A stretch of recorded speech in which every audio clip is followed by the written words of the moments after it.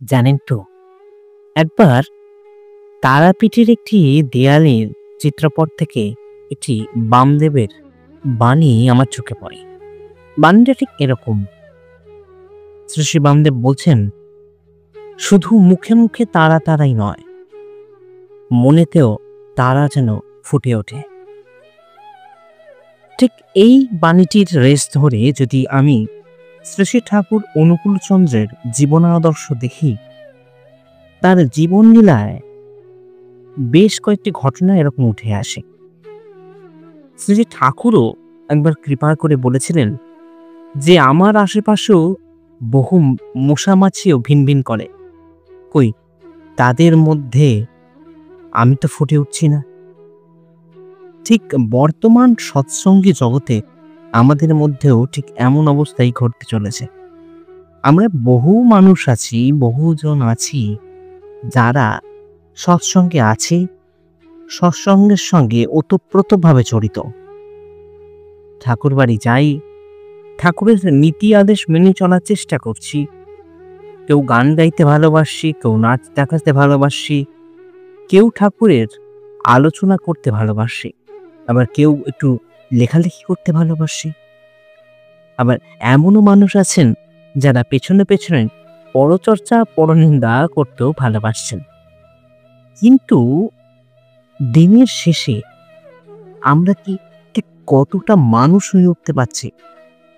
আর শুধু মানুষ নয়, কতটা শ্রী শ্রী ঠাকুরের মানুষ হয়ে উঠতে পারছি, সেটাই বড় কথা।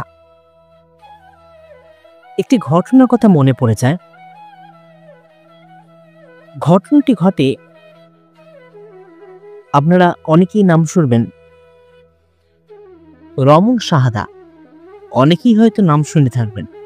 সেই রমন সাহাদার মা এই একজন বিখ্যাত শ্রী শ্রী ঠাকুরের পার্ষদ বলা যেতে পারে। তার সঙ্গে বহু লীলা কাহিনী শ্রী শ্রী ঠাকুরের বাণী বর্ণিত হয়ে আছে বিভিন্ন গ্রন্থাদির মধ্যে। সেই রমেন সাহাদার মা একবার শ্রী শ্রী ঠাকুরের সঙ্গে সাক্ষাৎ করতে আসে। শ্রী শ্রী ঠাকুর তখন আধো আলো হয়ে গেছে, সন্ধ্যাবেলা। বহু সৎসঙ্গী সামনে বসে আছেন, শ্রী ঠাকুরকে ঘিরে বিভিন্ন রকম বার্তালাপ চলছে। ঠিক সেই সময় রমন সাহাদার মা বাইরে থেকে ছুটে এসে পার্লার রুমে এসে শ্রী শ্রী ঠাকুরের সঙ্গে সাক্ষাৎ করেন।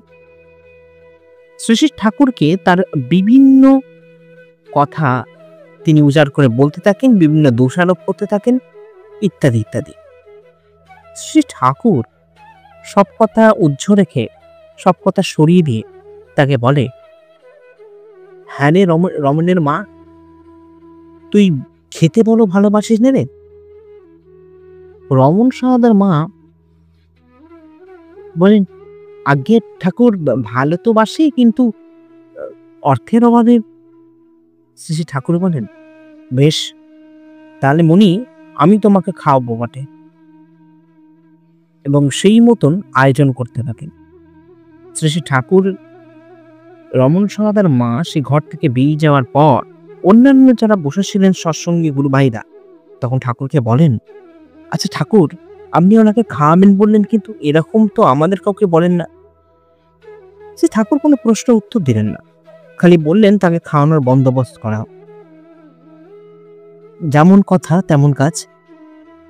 ঠিক একটা দিন দেখে রমন সাহাদার মাকে বিভিন্ন রকম 56 ভোগ রান্না করিয়ে তাকে খাওয়ানোর বন্দোবস্ত করা হলো।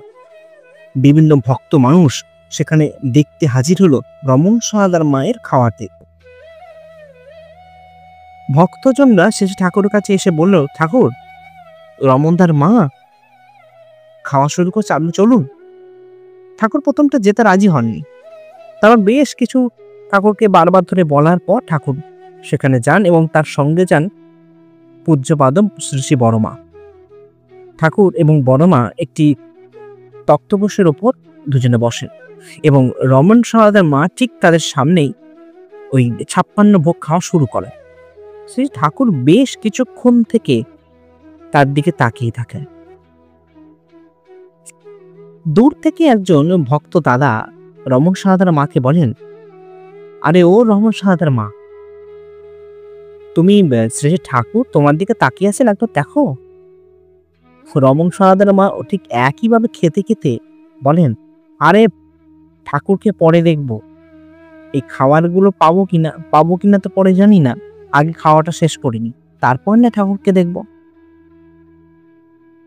এই কথাটি শোনার পর শ্রী ঠাকুর কেমন যেন বিমর্ষ হয়ে পড়েন। বেশ কিছুক্ষণ তার দিকে তাকিয়ে থাকার পর মুখটা বাইরে দিগন্তের দিকে ফিরিয়ে, যেখানে আকাশ এবং মাটি একসঙ্গে মিশেছে, সেই দিগন্তের দিকে ঠাকুর এক দৃষ্টে অপলক দৃষ্টে তাকিয়ে থাকার পর পাশে বসে থাকা বড় মাকে বলেন, আচ্ছা বড় বউ, এইখানে এই সৎসঙ্গ জগতে অনেক মানুষ আছে যারা খাবার খেতে আসে, অনেক মানুষ আছে যারা খাওয়াতে আসে, আবার অনেক মানুষ আছে এই খাওয়াটা অনেকে উপভোগ করবে বলে দেখতে আসে। এরপর একেবারে নীরবতা। বড় মা জিজ্ঞেস করছেন, হ্যাঁ তাতে কি হয়েছে? শ্রী ঠাকুর বেশ কিছুক্ষণ চুপ করে থাকার পর বললেন, একটা দীর্ঘশ্বাস ফেললেন, ফেলে বললেন, হ্যাঁ কিন্তু বড় বউ, এই আমাকে কেউ দেখতে আসে না। আসলে মোদ্দা কথাটি হলো এইটাই যে আমরা সৎসঙ্গীরা কীর্তন করছি, ট্রেনে বাসে হাততালি দিয়ে কীর্তন করতে করতে আসছি, বিভিন্ন জায়গায় সৎসঙ্গ করছি বটে, কিন্তু কেউ শ্রী শ্রী ঠাকুরের জন্য বা শ্রী শ্রী ঠাকুরের মানুষ হয়ে উঠতে পারছি না। আচ্ছা, এবার প্রশ্ন হচ্ছে, তার মানুষ হব কি করে? তার মানুষ হতে গেলে তার হয়ে উঠতে হবে, তিনি যা যা বলেছেন তাই করতে হবে, বিনা আপত্তিতে, বিনা ওজরে, পরম পরম আনন্দে। তার নীতি আদেশগুলো সঠিকভাবে পালন করতে হবে। এতে তিনি তো খুশি হবেন, কিন্তু ভালোটা হবে কিন্তু আমাদেরই। তাই তিনি যা বলেছেন সেটুকুন করার চেষ্টা করুন। তিনি কোনো মহান অবতার পুরুষ, 10টা মাথা 10টা হাত নিয়ে জন্মগ্রহণ করেননি। তিনি সাধারণ মানুষে আরেকটা পাশের মানুষকে ভালো করে তুলবার জন্য এসেছেন। তাই তো তিনি সৎপুরুষোত্তম ভগবান, তাই তো তিনি সদ্গুরু। তে আসুন, শ্রী শ্রী ঠাকুরের মনের ইচ্ছা যেন তাকে দেখার জন্যই, তার জন্যই আমরা সৎসঙ্গে অংশগ্রহণ করি। এটা নিজেদের মধ্যে একটা মানসিকতা নিই, দৃঢ় প্রতিজ্ঞ হই, এটি আশা করি। সকলে ভালো থাকুন, খুশি থাকুন ও ইষ্টময় থাকুন। জয় গুরু, বন্দে পুরুষোত্তম।